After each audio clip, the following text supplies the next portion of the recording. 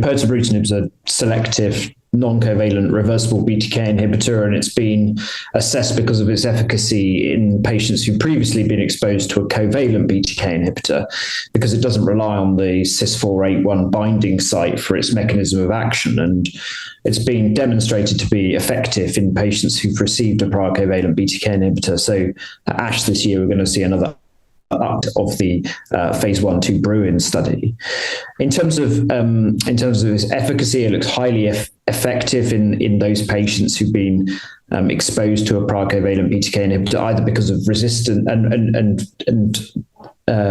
progressed through that BTK inhibitor, either because of progression or because of intolerance and then progressing. In terms of the approval process, it's going through the FDA approval process in the not too distant future, and hopefully that will follow in Europe soon after that.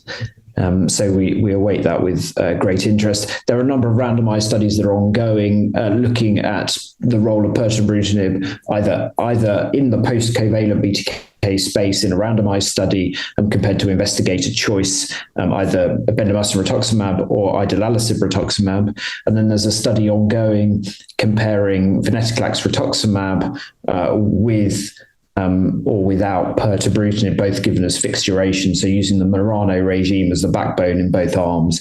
And that's both in patients who have or haven't been exposed to a covalent BTK inhibitor.